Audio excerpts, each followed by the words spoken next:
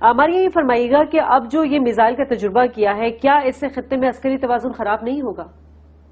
دیکھیں، اس وقت جو تجربہ ہندوستان کی طرف سے کیا گیا ہے، اس کے بعد ہندوستان کا شمار دنیا میں چوتھی بڑی مثل شکن جو طاقتیں ان میں ہونا شروع ہو جائے گا.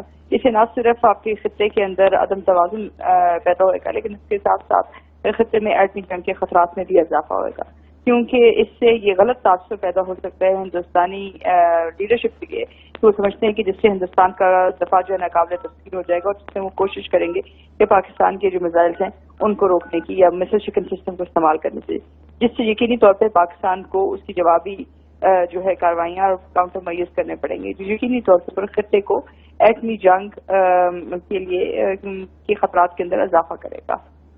ڈاکٹر صاحبہ، دو تجربات ہم نے دیکھے ہیں. ایک تو سب مرین لانچ بیس لانچ تھا، وہ ذرا سمجھا دیجئے اس کا کیا مطلب ہے، اس کا کیا مقصد ہے، پاکستان کے لیے وہ کیوں خطرہ ہے. اور دوسرا بھی ریسنٹلی جو انٹرسیپٹر کہلاتا ہے، یعنی کہ راہ میں روک دینے والا میزائل، یہ دونوں کیا چیزیں ہیں اور پاکستان کو اس سمت سے کیا خطرہ ہے؟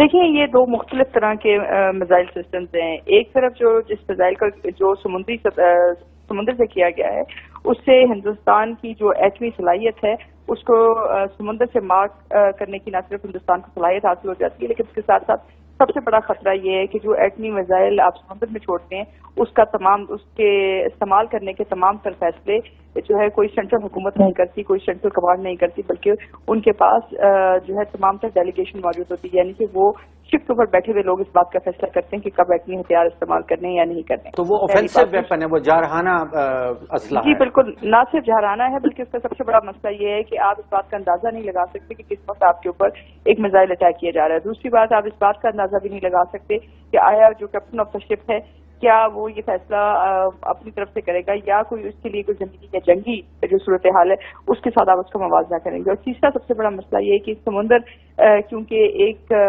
واحد جگہ نہیں ہے، یعنی کہ ایک اسٹیٹک جگہ نہیں ہے، تو یہ دور سے مار کرنے والا جو میزائل ہے یہ سمندر میں کہیں سے بھی کیا جا سکتا ہے، جس سے آپ کی جو بیٹل فیلڈ مینجمنٹ یا انٹیلیجنس ہے اس پہ بہت منفی اثر پڑے گا. لیکن ہمارے پاس جو ڈیٹرنٹ کیپیسٹی ہے وہ کافی نہیں ہے، جو کچھ بھی انڈیا ڈپلوائے کرے ڈیٹرنس کے لیے ہمارے پاس نہیں کافی. دیکھیے، آپ کے پاس ڈیٹرنس کے لیے چیزیں تو کافی ہیں، لیکن اس سے جو ہے ایک ایکسیڈنٹل وار، ایک جو ہے ایک غیر یقینی صورتحال، اس کے ساتھ ساتھ آپ کی جو سمندری راہداری ہے، معیشی راہداری ہے، اس کی نیوکلرائزیشن کا بھی خطرہ بڑھتا ہے. اس کے علاوہ یہ بات نہیں بھولنی چاہیے کہ یہ جو اس وقت ہندوستان کے پاس صلاحیت آئی ہے، یہ ہندوستان کی صلاحیت جو ہے ہندوستان کی انفرادی جو ہے جدوجہد یا ان کی R&D کی وجہ سے نہیں آئی ہے، یہ امریکہ کے ساتھ معاونت کی وجہ سے آئی ہے، جس سے آپ کی جو بحیرہ عرب کے اندر اور ایشیا پیسفک کے اندر جو اس وقت چپکلش ہے امریکہ اور چائنا کے درمیان، اس میں بھی ایک بہت بڑی جو ہے خلی جا سکتی. جیسے کہ آپ نے دیکھا کہ آج بھی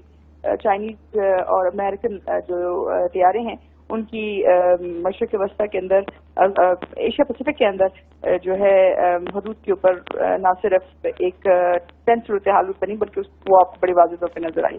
اب پاکستان کو ڈاکٹر صاحبہ کیا کرنا ہوگا؟ انڈیا کا تو کوئی $50 ارب کا بجٹ ڈیفنس کا رکھا ہوا سامنے. دیکھیں، بات دراصل یہ ہے کہ پاکستان کے لیے جو خوشائند بات بھی ہے اور ایک لحاظ سے مشکل کا باعث بھی وہ یہ ہے کہ ایٹمی جنگ میں آپ کو ہزاروں ہتھیاروں کی ضرورت نہیں ہوتی ہے، آپ کے کچھ ہتھیار کافی ہوتے ہیں اگر وہ اپنے اہداف تک پہنچ سکیں. اس لیے آپ کی بنیادی قوت یہی ہوتی ہے، بنیادی کوشش بھی یہی ہوتی ہے کہ آپ کی جو ایٹمی صلاحیت ہے وہ کسی صورت بھی ماند نہ پڑے جہاں تک اس کی رسائی ہو اپنے اہداف تک. دوسرا یہ کہ سروائیویبل ہو اگر آپ کا دشمن کے اوپر حملہ کرنے کی کوشش کرے. تیسرا یہ کہ آپ کا کمانڈ کنٹرول سسٹم جو انٹیکٹ ہو. یہ تمام چیزیں پاکستان جو ہے اس سے دیکھے گا، کاؤنٹر میئرز بھی کرے گا. کچھ اس میں تکنیکی طور کے اوپر آپ اس کے جواب دیں گے، کچھ آپ اس کی زمینی طور پہ، اور کچھ آپ کی آؤٹ سائڈ دا باکس یعنی کہ الیکٹرانک وارفیئر کیپیبلٹی کی طرف ہی جائیں گے.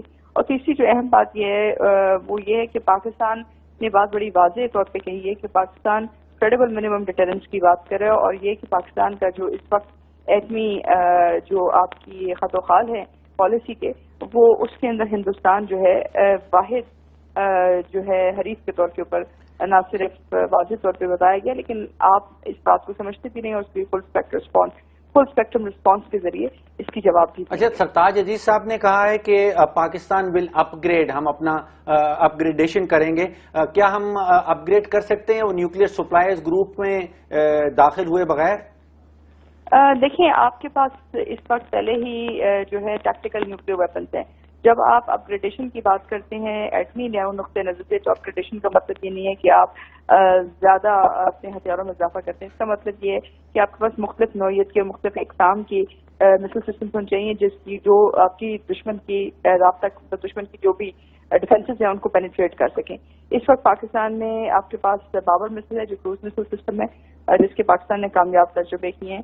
इसके अलावा आपके पास शॉर्ट रेंज बैलिस्टिक मिसाइल है नसर है। फिर आपके पास रात है जो क्रूज मिसाइल है, जो ये सलाहियत रखता है कि जो हिंदुस्तानी मिसाइल शिकन सिस्टम है उसकी जो तमाम तरह रुकावटें हैं उनको अबूर करके अपने अहदाफ तक पहुंच सके। इसके अलावा आप इलेक्ट्रॉनिक वॉरफेयर की कैपेबिलिटी डेवलप करेंगे जो तकनीकी लिहाज से पाकिस्तान को आगे लेके जाएगी। इसलिए न्यूक्लियर सप्लाईज ग्रुप के साथ में दाखिल होने या ना होने का पाकिस्तान की दिफाई सलाहियत के ऊपर डॉक्टर मारिया सुल्तान, आप हमारे साथ मौजूद थी, बहुत शुक्रिया आपका। अयाज साहब, भारतीय एटमी मिसाइल तजुर्बात पाकिस्तान की सलामती के लिए तो खतरा है। पाकिस्तान तो खैर डिफेंड अपना करना जानता है, लेकिन एशिया के लिए आप बताएं मुझे कि जो खत्ते में अदम तवाजुन की बात की जा रही है उसको किस तरह देख रहे हैं? देखिए, एशिया में और बहुत सारे फैक्टर्स हैं। अमेरिका है, चाइना है। अमेरिका तो इंडिया के साथ है, लेकिन चाइना है जो मेन जो उनका है। चाइना जाने और वो जाने, लेकिन हमारे पास, मैं तो समझता हूँ ये थिंकिंग हमारे फौजी हल्के इसको सपोर्ट नहीं करते, पर मेरे जो साथ में तो समझता है कि हमारे पास डेटरेंस कैपेसिटी जो है वो काफी है। देखिए अयाज साहब, इंडिया और चाइना तारीखी तौर पे पिछले 5000 साल से कभी भी फौजी हरीफ नहीं रहे। इंडिया जो कुछ भी कर रहा है वो चाइना के लिए नहीं कर रहा, क्योंकि वो बीच में नेचुरल बैरियर है, वो कोह हिमालय है और वो सस्टेन नहीं कर सकते। पिछले 5000 साल में इतने बड़े बड़े कॉन्करर्स आए चाइना के अंदर, उन्होंने कभी इंडिया के ऊपर कब्जा नहीं किया। इंडिया के अंदर बहुत बड़े कॉन्करर्स थे, वो कभी चाइना नहीं गए। ये सब कुछ है पाकिस्तान की झड़प थी छोटी सी।